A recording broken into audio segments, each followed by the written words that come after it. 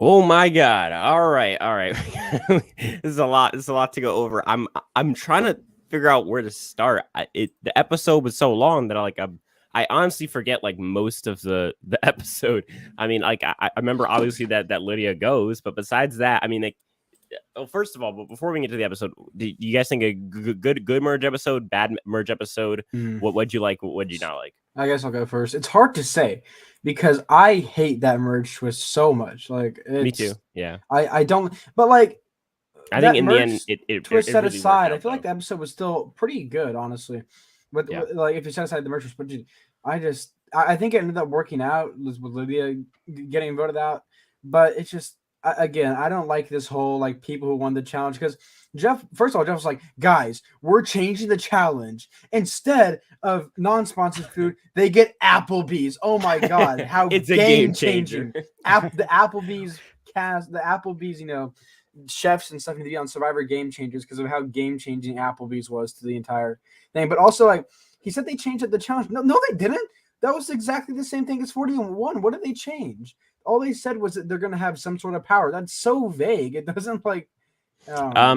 Okay, and then bitter, and then I want to make a point about this episode and how it's actually worse than 41's merge episode, but that's actually a good thing. Wait, what? Go ahead, bitter. Oh, that's an interesting way to set that up. I thought it's a mixed bag, but I would definitely lean towards the positive. What Sky said with the twist, that's never going to be good, but the way it ended up playing out was probably the best version you could have got with it. Which is like, it seems like that's the story of 42 is that it's 41, but all the good outcomes. Right. They like got lucky, and they also casted better, and they also edited better, and they also, did like the right order. Yeah. Well, again, that's like getting lucky because they can't tell them to vote out people. But yeah, the point that I want to make, and I really want to like be quick with this so we can get into the episode. But I really want to acknowledge the fact that although some people may say, because I still think that last season's merge might be one of the best episodes of Survivor I've ever seen, because like single-handedly, like just watching just that episode, not watching the terrible, probably the worst episode in the history of the show before that, in episode, I believe it's 6 last season.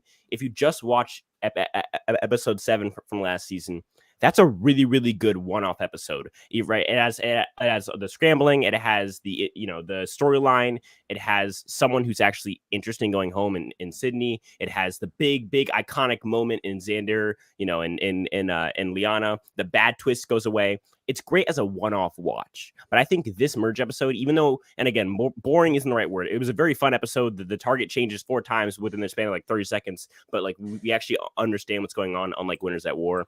I think the big difference is this merge episode, although like right now it may be maybe not as electrifying as last time, I think it's better off setting up for later because you're setting up high, being alone, but still being a power player. You're setting up Drea as this person who has all of this power and advantages and who's probably eventually going to get blindsided. You're setting up Romeo as this player who's very socially like aggressive. You're setting up Tori as the obvious. I mean, I think now it's pretty obvious. She's our Angelina 2.0. Like I think it's very, very obvious at this point. Like with her edit this episode, she got shit on by the rest of the players and the edit and Jeff. I don't know. To me, I think this sets up great for the future, although it may not be as cool of a payoff in this first episode of the merge. I think looking towards the future, it's definitely more bright than it was last season. I guess so. I mean, I don't know. I still don't like the twist. I just hope that they learn for next season and just don't do anything dumb like this. Because like this is like some like Australian Survivor type thing. If you guys don't watch Australian Survivors, like, dude, actually no. What was the twist that could have gotten Deshaun out last season? What was it called? Do or Die.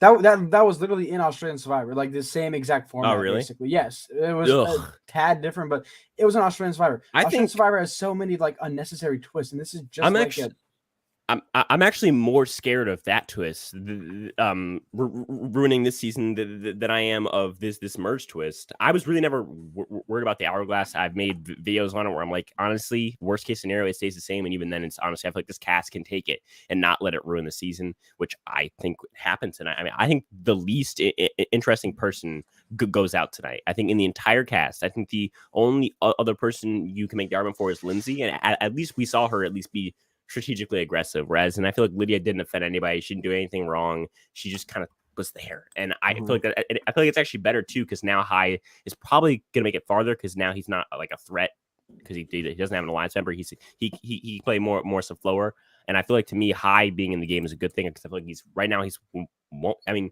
at this point did he get the biggest episode or the biggest edit from this episode or was that Omar? It's kind of worth talking because I feel like for the most part of the episode.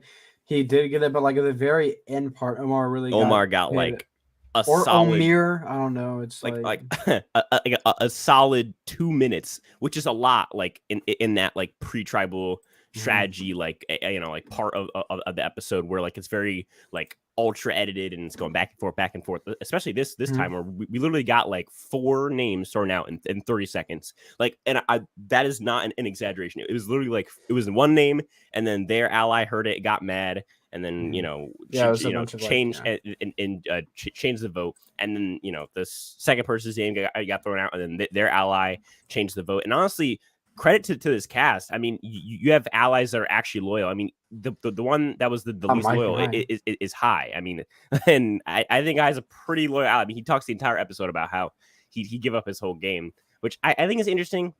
That is a little for bitty. That I mean, wait, does he? Yeah, he voted for Mike and High both voted for Lydia.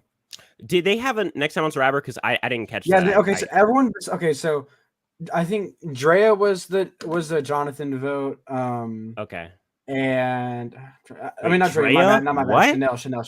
I was gonna say Drea. I thought Chanel didn't have a vote. I thought. No, never mind. No. That was Omar doesn't. Okay. No, so Chanel voted for Jonathan sense. and Lydia voted for Jonathan. Okay. There was one stray Lindsay vote. I forgot who that was. But no, High probably like Rockshore or some shit. Oh yeah, no, it was Rockshore actually. Yeah, it was. Oh, it was Rockshore? Okay. Cool. Yeah, but yeah, High and Mike both well, shoot. I mean, if there was ever a vote split of all time, bro, they like split it 8 ways. It was like 2-2-2 Lydia, and then 1 on Lindsay. That was crazy. It's like 2-2-2 4-1 or something. It feels like Borneo, like the merge vote of Borneo, where there's like 1-1-1-1-1-5 or something. Oh no, maybe I read it wrong, but it was like let me see her. I'm looking up on the wiki right now. Her votes were from Drea, High, Jonathan, Lindsay, Marianne, Romeo, and Mike. Okay, cool. And for anybody in chat who has questions, has a question for us that you want us to answer, put it in the chat now and put a question mark at the end, and we'll eventually get to it as they go by.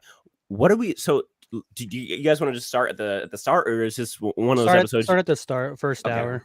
Okay, cool. So the first hour. Well, first of all, do we feel like the first hour was more fun than the second hour, or less fun? I think the second hour it really isn't even close. Oh yeah, the first hour there's even moments where you kind of zone out because you know the outcome. Right. It's just so obvious. Like, why would you put yourself up for elimination? Like, nobody's gonna blame you.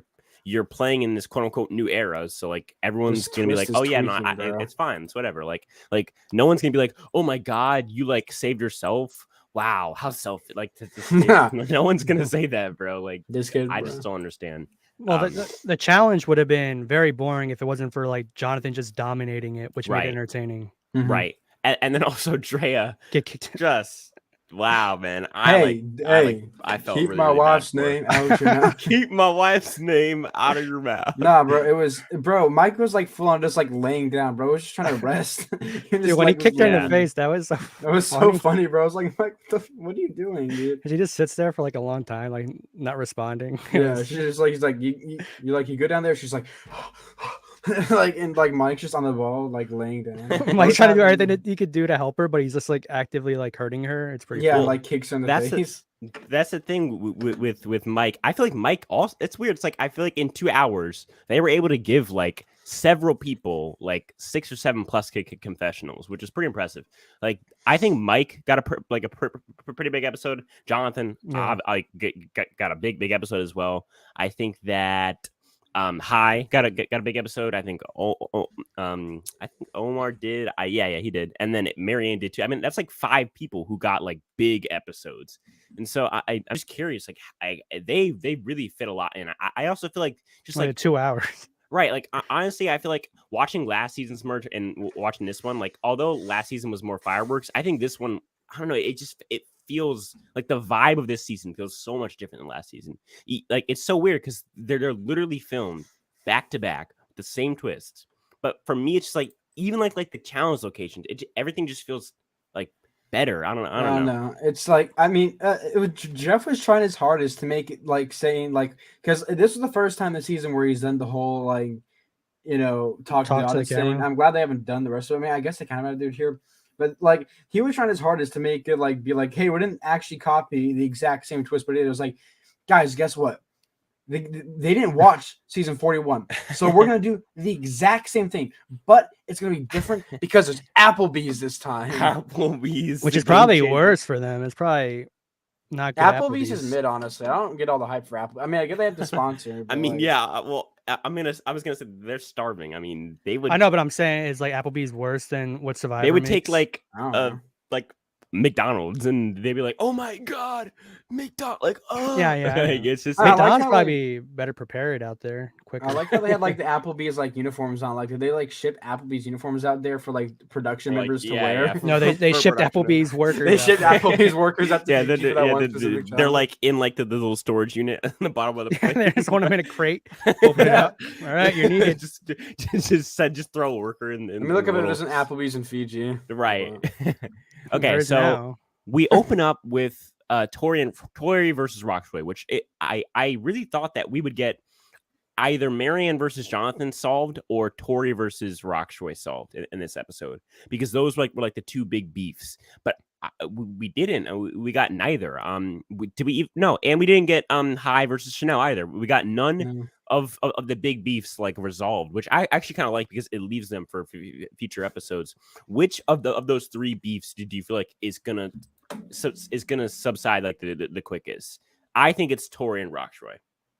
I don't know. She like called him out in the challenge. She was like, "I don't like you." Basically, what she said. Yeah, she's wilding, bro. Like, but it was just such an Angelina-esque moment. I was like, "Yep, this is Tori's edit for the season." I know. I think that's the biggest like rivalry going on, is that like that's never gonna stop. They're both gonna always hate each other. What was she trying to say? Like, hey, we left you out in the I think she was saying like he betrayed her.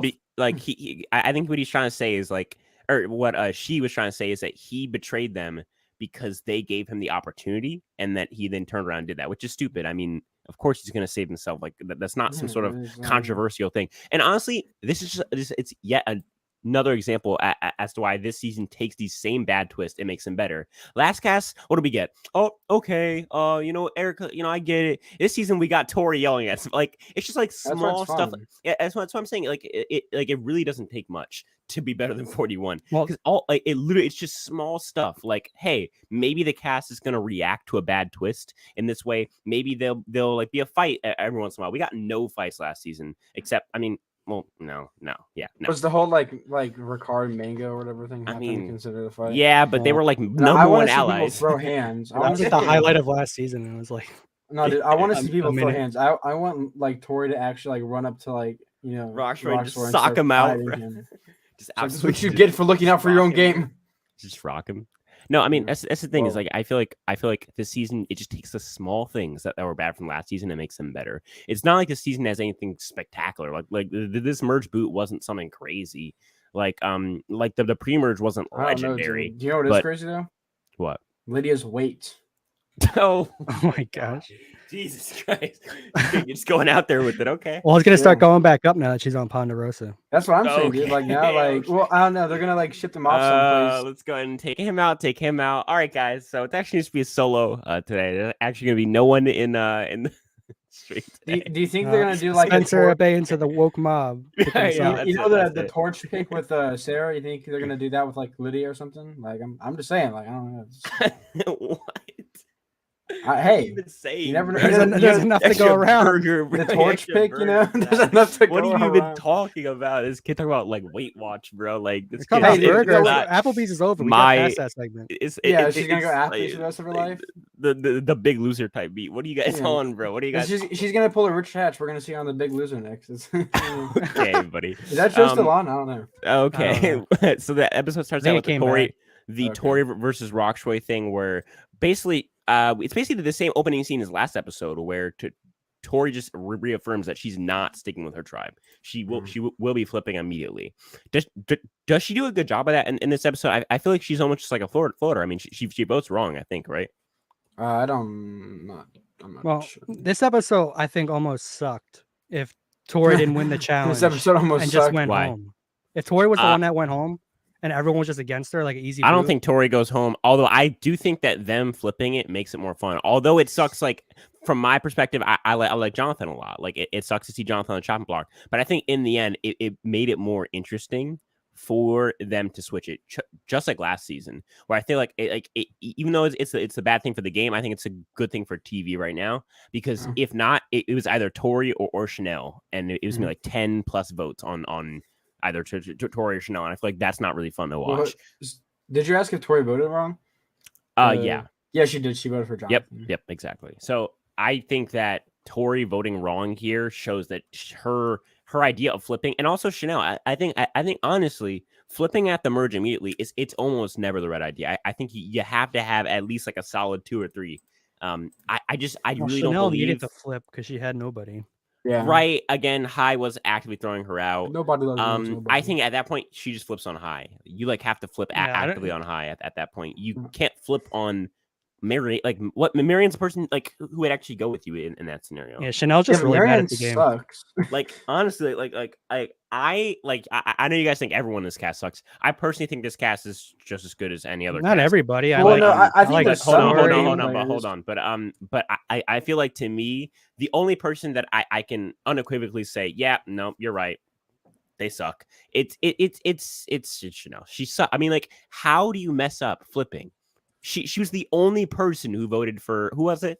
Was it no? She voted for Jonathan. Oh and she votes alongside Tori. Who is Chanel's like ally that she flips to? I don't know. Liana flips to Shan last season. Who does Chanel flip? No, see the thing is, I don't think anyone told Chanel any other plans besides Jonathan. Right, and that's like even worse. Like I would rather her at least just vote like at the bottom of the alliance than just her not vote. Like just completely be lost. Completely lost. Well, it seemed like she jumped to Taku, but then Omar learns that she didn't tell him about the losing of a vote, that he lost his vote, which made him lose trust in her. So she was basically screwed at that point. Was included in the vote? So everyone was included in the vote besides, let me check. Can you just list all the people that actually voted correctly? Not okay. So let me see. So the people that voted correctly were Jonathan, High, Mike, Okay. Lindsay, Yep. Drea, Yep. Marianne, Yep. Mike. I think I already said Mike. My bad. And then the Okay. people who voted wrong. So Romeo voted for Marianne and Lydia voted for Okay. Marianne. Okay. And then Chanel and Tori voted for Jonathan. And then like for some reason, Roxroy threw a vote. So towards Lindsay. Romeo's gonna get scooped back in. Tori's not. Chanel's not. Who else voted wrong? So Roxroy voted for Lindsay. Roxroy is gonna get looped back in. And then that was it. That was only people. So I think right now the people that are screwed are Tori and Chanel. I think one of them is I really hope one of them doesn't go next, or at least I hope it's like an idle play, because if not, that'd be really boring to just see one of them just go, like just period. Well, I thought Tori is already on the chopping block this episode if she didn't win individual immunity. Mm-hmm. Right. I mean, she could have gone home if she didn't win individual immunity. So. Agreed. I think especially after her outburst of the challenge, I think it would have just drawn attention to her. Do we think that Tori? You know what? Let's take this question. You know, it doesn't have a question mark. Remember, guys, question mark at the end. Is Tori gonna be more annoying than Angelina? No, I like Tori. Yeah, I love Tori. Yeah, me too. See, I feel like I don't know, dude. I don't even know why. I just think Angelina is just way more annoying than her. I don't know. I think she's more self-centered. Well, yeah. I mean, I think Angelina is more like ridiculous, whereas Tori is just like, wow, like. Someone's about to date that. Like someone is really gonna date that girl. Someone married that. Time, someone married her. What are you talking about? Somebody married. You're right. Somebody married that. It's just no, but Tori also I think is more clever. Right. I, so. I mean, like, but you look at Tori. She's a handful, man. She has a lot to deal with. Like in the game, I mean, like you said a wrong thing. You're about to get the coldest stare of your life. I mean, it's over for you. If she gets to the final 3, that's gonna be very impressive because I feel like she's been on the outs the whole time. So yes, she has. Well, the thing is, like, Drea's like, oh, she always slips by. You're the reason why she always slips by. Right. You didn't vote her out on any of the trials. I would have kept Swati over. Oh no, because Swati did tell you all that she's your number one. But like, Swati really would have been more dangerous. Like, I think it's Swati's more dangerous because like Tori is a goat. At least Swati's not a goat. Yeah, it's tough. It's like Tori's like it's like when you know the way someone plays, it's better to keep than someone who's more sneaky, but might be little bit more trustworthy. It's like it's weird. I don't know. Tori's just like such like. It's the same thing with the Daniel and Chanel argument that you make. Yeah, I mean, I disagree with it. You know, I disagree with it, but I understand what you're saying. Like one has more of a capability to actually do something with their mischievous, whereas in the other one, just can't. Let's take more questions. Discord I will change the Discord link after this. So we say Jonathan seems to be safe. I mean, am I alone in wanting Tori to stay in the game purely for the chaos and entertainment that she brings? A lot of entertainment. I want Tori to win. You're not alone. I don't want Tori to win. I was rooting for her so hard to win that immunity. No, I think I want Mike, Jonathan, and Tori to win. Dream final 3, no. Jonathan, Mike, Tori. You guys got to get your heads up. Well, I would root for Jonathan, but I know he's not going to get there. Who do you think will go first out of Jonathan, Tori, and Hai? Tori. I think Tori goes first, although I think Jonathan could go first. I don't think Hai is I think Hai is in it for the long run. No. Think about it like this, though. It's like Hai just voted Lydia out, his biggest ally. His biggest ally is like Mike. Now it's like I don't know. It's like I think it only lowers his threat level now because I feel like he kind of took a step back though. I feel like he kind of took a step back. Right, but I think he's gonna take a step back and then take 2 steps forward. But that's just my personal opinion. Step back and will everyone know about the idols? So I'm assuming he means like will everyone figure out like in the game about the Beware idols? I mean, I think like half the cast already probably knows about it. Everyone on VOD 90% knows. Everyone on VOD knew about Mike's auto, right? So instantly, everyone on VOD knows about Roxroy. Okay, so Roxroy doesn't know. All of Taku knows about all of Taku knows, and all of VOD knows, right?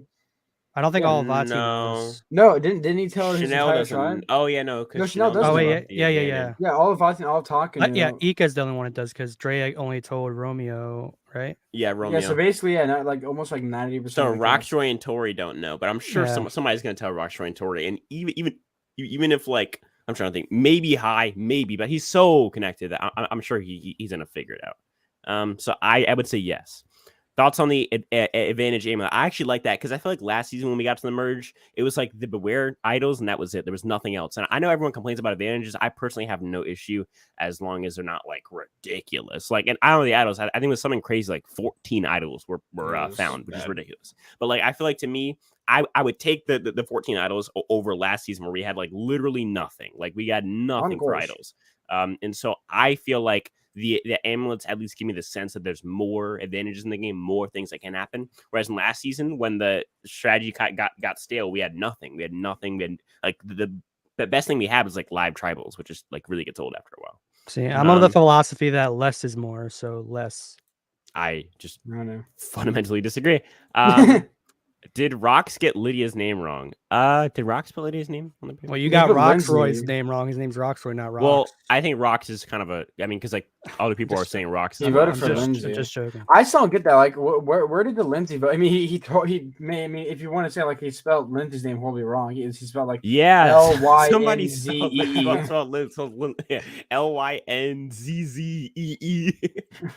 What is that, bro? LYNZE. Didn't Jeff have to ask whose vote this is because he couldn't read it?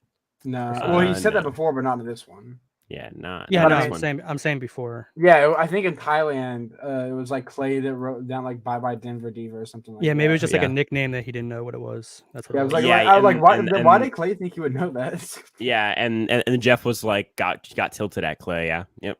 It'd be funny if you wrote like Boston Rob down. It's like, who's Boston Rob? It's like, who's Boston? I mean Rob. Rob Mariano. Okay, I just put Boston in front. Okay, so we get the challenge. After that, we get like a bunch of little conversations. Do we think most of the stuff that we're like, okay, really for me, the one alliance that I like specifically remember was basically everybody except Tori, Chanel, and Marianne. What was it? The eight alliance? What was it? The 8? Yeah, it was the 8 alliance. Yep, and it was everyone except like Tori. It was like everyone except Tori, Chanel. I mean, now Lydia. And then 7, one more person that I can't remember. I feel like that alliance being like the 8. I feel like that alliance sticking is probably not likely. And I actually like the idea of having one base alliance that like the whole game revolves around, people flipping from and to and from and to, because obviously that alliance is not going to stay strong for the next 4 votes. I mean, someone's already from the alliance. It already fell. Yeah, it already fell. Right, exactly. Right. And did they all vote together in this one? The 7 that remain? I think so. I think everyone voted. Let me see. Yeah, everyone in the 8 voted. When do we think that they're going to start to collapse on Jonathan? Because they really haven't yet. I mean, like I know there was like a little 5-minute period where it was Jonathan 100%. But it seems like they really don't want to go after Jonathan. I feel like this season, I think everyone's going to look at it differently. I feel like they're, at least for like a little while, I think everyone's going to look at it more differently, be like more like I can use him as a shield. Because they are right. Jonathan isn't really good strategically. He isn't good at puzzles. He's probably not going to be good at balance challenges, which seem to be a lot of the individual community challenges. I feel like won't be really looked as a threat as he might have been if he was in like an earlier season or something like that. I don't know. As long as there's people on the outside, they're going to mention Jonathan as the target every time. Yeah, of course. He's always going to be like, but I think as long as like, I do think he could probably like stay to like around final 6. I don't know. I don't know. Yeah. Final 6. I think people are going to call him out before that. I disagree. Final 6 that's like finale night, bro. Like, is it? No, it's final 5. It's finale night. I'm being sarcastic, but it's still. I mean, that's once we get around like 9. I'm thinking around like High was maybe next round. Well, let's think about it. Like High was like, I want to keep Jonathan around as long as I can. Omar wants to keep Jonathan around as long as he can. Lindsay's like really close to Jonathan. There's like a lot of people that are really close to Jonathan besides those 3. You given that. I really hope that's a good point. Split up like thing where they split the 10 up and that'd be the easiest way to get rid of Jonathan too. And that's what I'm saying. I feel like that, but then also like I feel like the boot gets forgotten. Like, do you remember like Nasir? Like Evie going home? Like, who cares? Like Nasir was pretty memorable. Right. Because Shan's so memorable. Also Nasir is like, there are no names though. Jonathan is a somebody. He's not a nobody. Exactly. And so I feel like to go out in that spot, the edit automatically had like they like have to give you a small edit. I feel like that's probably why they gave it in Nasir. such a small edit for how big of a character we all thought he was going to be. I mean, we all came in thinking he's the fan favorite, like he's got the story, blah blah blah. And I feel like, to me, if you go out in the spot, the editors are going to try and suffocate your edit. So I feel like for Jonathan to go out in that spot where he goes out in a 5-person tribal, that would be, it really just wouldn't feel right, I guess. Maybe next year was just like really racist and they cut all that. Right, no. Obviously. But look, those are no names though. Okay, he's, as Oscar the Fish would say from Shark Tales, they're nobodies. Okay, nobody cares. So, I love quotes from Shark Tales. He's a somebody, okay, and no one loved him. You'll have to tune into our power rankings to find out who our winner picks / number ones are right now. Next question: Who do you think? Do you think Marianne will be a worse version of James? James Clement? Yeah, James. I mean, she's already a worse version of anyone's a worse version. Yeah, she's a worse version of every single Survivor player. He's saying because like she's got 2 advantages in her pocket. Oh. Yeah, she does have an extra in the media title. I mean, I think she was smart not to play tonight, even though she was freaked. She started crying in her confessional. What the hell? Yeah. Here's a hot take: Jonathan's a worse version of James. I disagree. I don't know. We'll have to see. Will Jonathan win in the immunity? I think Jonathan's some of the best casting they've done in a while. I would love a Jonathan versus James season. That'd be cool. I mean, James like is freaking old and decrepit now. He's like, I thought he's decrepit. I bet he's still freaking huge. Let me look up James Clement. How old is he? Yeah, he is probably like, he's probably 50. Because like he was all muscle. He was literally like 100% muscle mass, bro. Back in the day, he's probably got a little bit of. It's kind of crazy. He's like really small. James was like in like 3 seasons in a span of 5 seasons, and he's never been back after that. And he's on some of the best seasons of all time. It's pretty, Yeah, it is crazy. Like every season he was on was just amazing. After. Yeah, but the thing is, like, he's never been back after that. It's kind of a lot of people. Well, same thing. Yeah, same thing with Amanda and like stuff like that. So. Yep. It is definitely weird for sure. He's probably okay, so after we get those little alliance scenes and that alliance of 8 building, which by the way, I feel like to me. Right now, the power players from each tribe, and you guys can disagree, and maybe we can have a little, debate about this. But I feel like for me, from Taku, I would say right now Omar's the power player.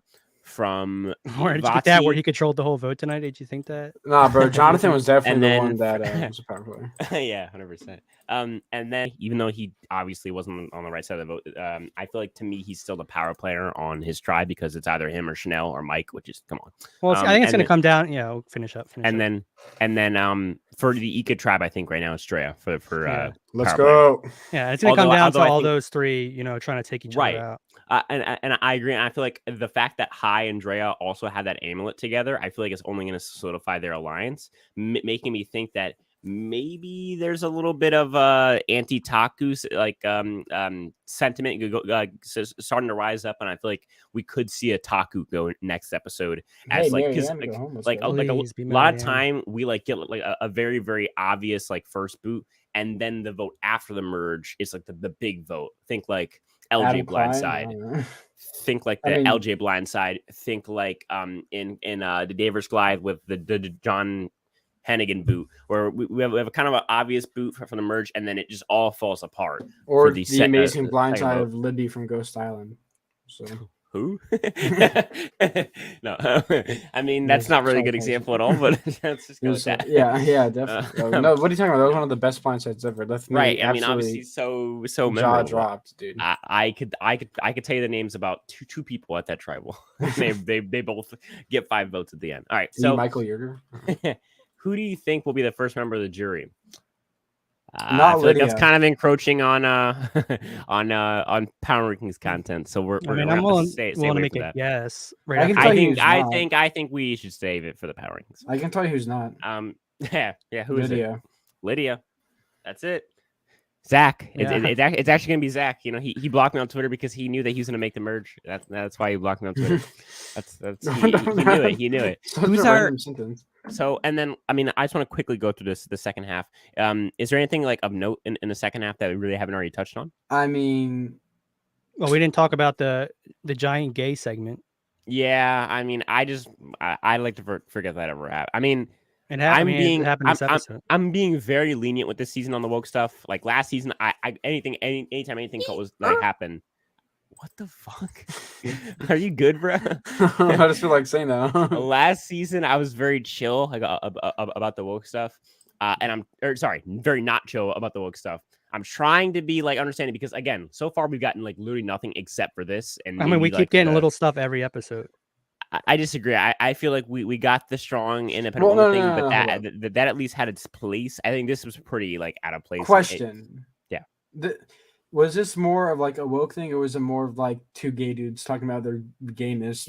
No, two gay dudes talking about their gayness is something like Brett and Zeke in Millennials vs. Gen X. Right. That was done well. This was done like, oh my god, get over it already. I mean, I wasn't really paying attention. For me, it's like, and I was talking with some of the viewers in our Discord server. So if you guys want to talk to me during the episode airing, join our server. Top link in the description. It may not work right now. I'll try and change it if it doesn't.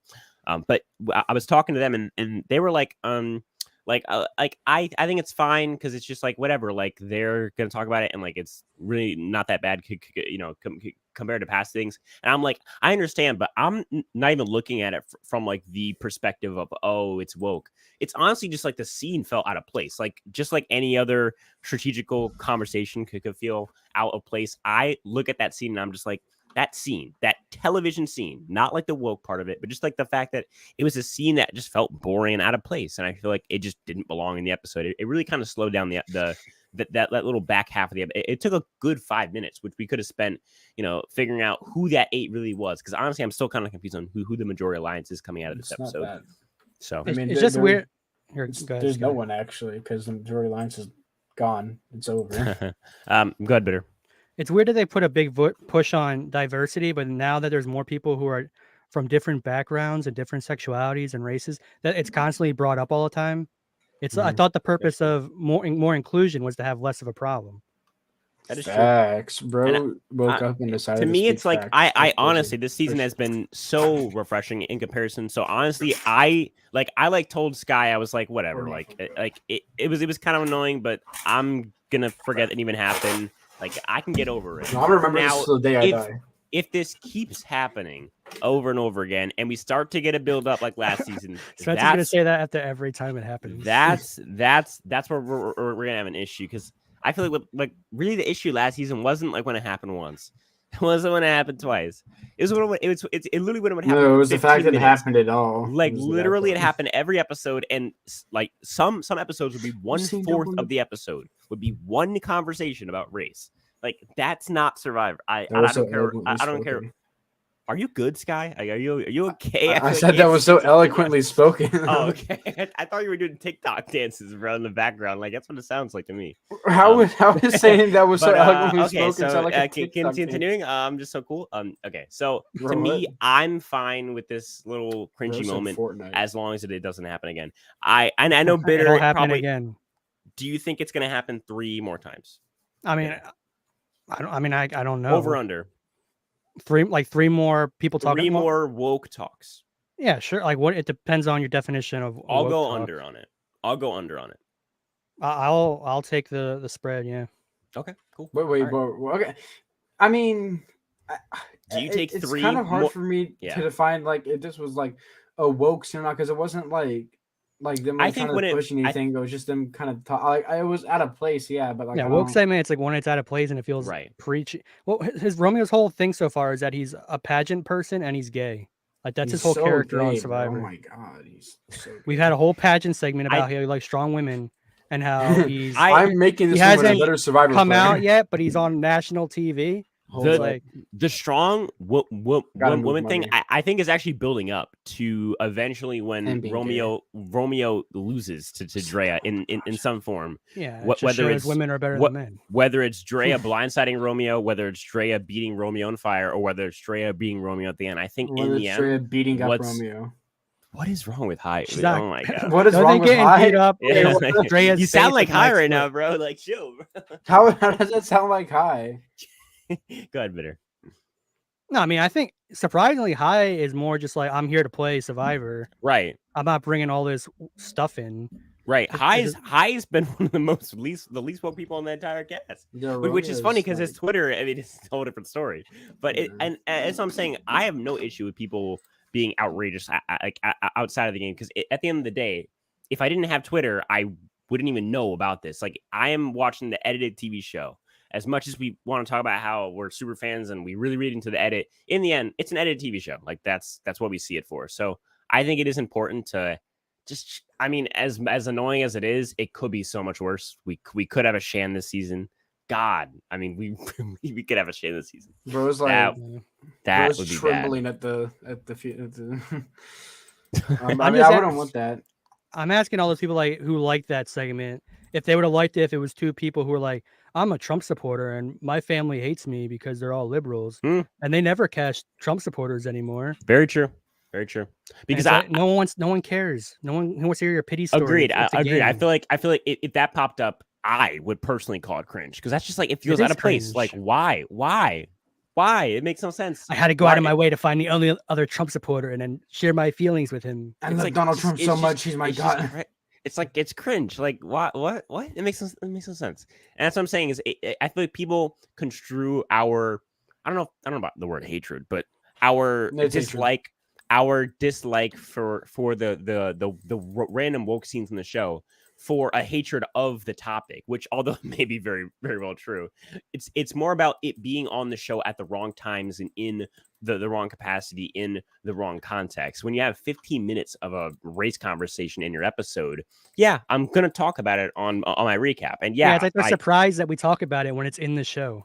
It's like we're doing about something that was in the show. Yeah, we're oh my, what? A Survivor YouTuber talking about something that's in the, that's crazy. It's supposed to start a dialogue. I thought we're supposed to talk about it. Oh my god! Not to say it was powerful. Oh, you remember when Romeo said he's gay? Oh, I was so powerful. Powerful. It was so elegantly spoken. Rest in power. So powerful. Okay. Who's our LVP?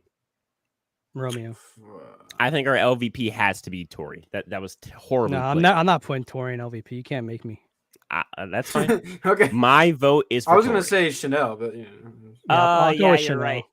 We can compromise with Chanel. I'll take that. Although I think right now doing that out loud was terrible for Tori's game.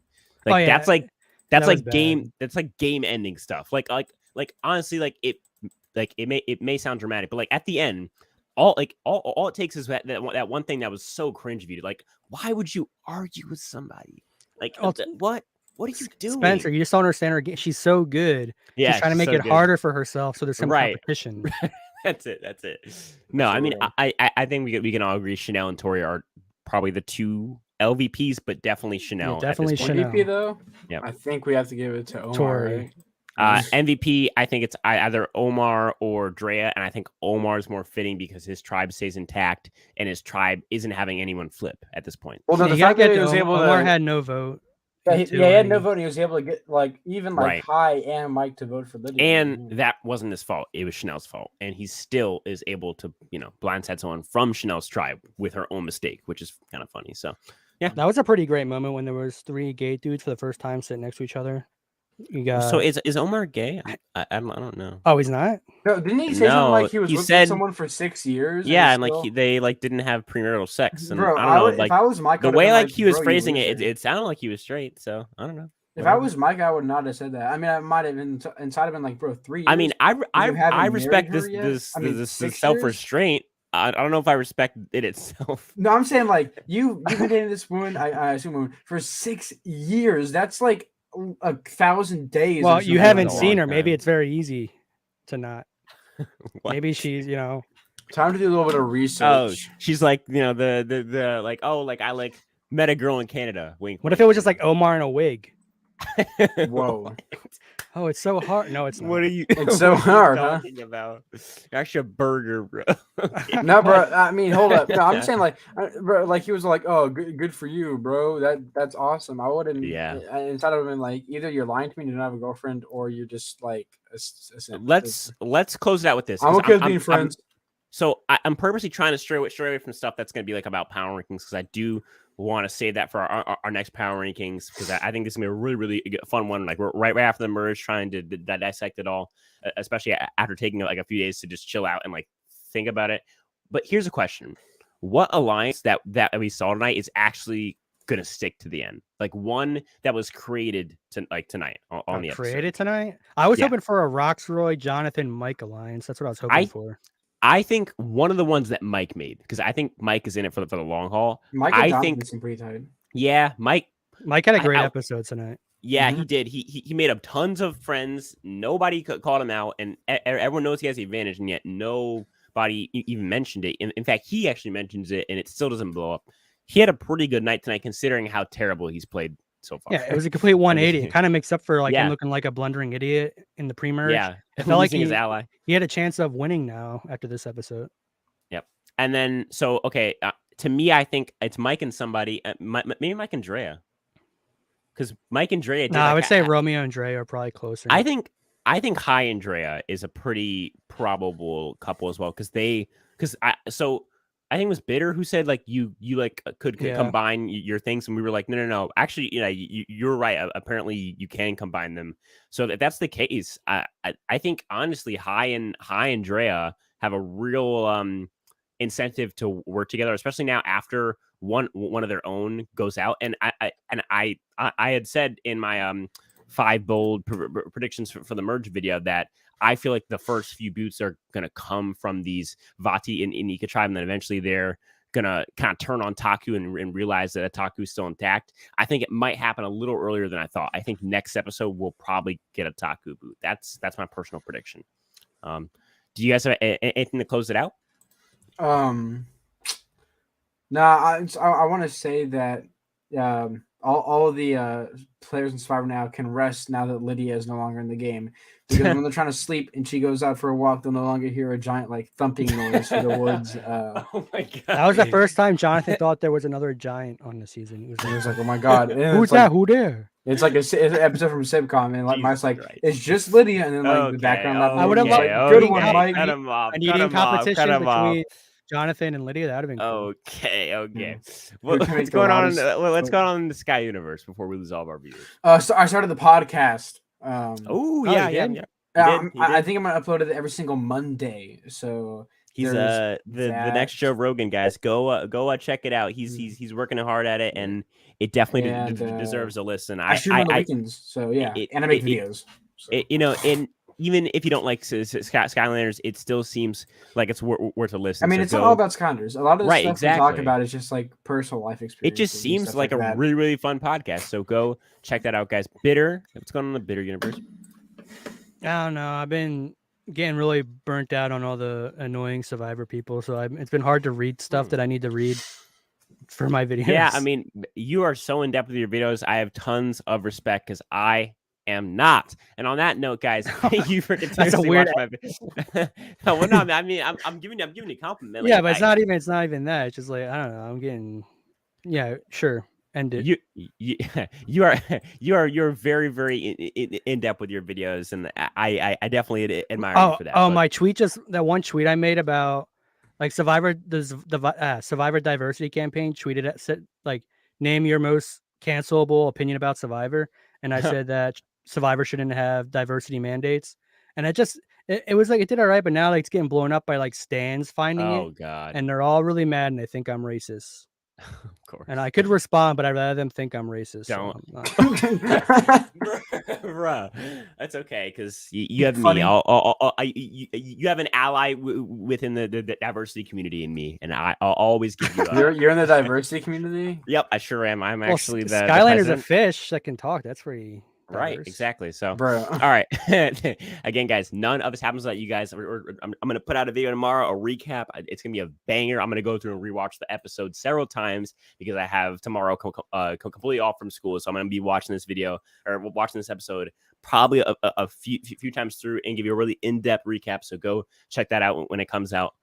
Like it to help me out. Again, we're going to try and keep up daily content here. It's always hard, but I'm definitely going to try for you guys. And that's, I'll talk to you guys in the next one.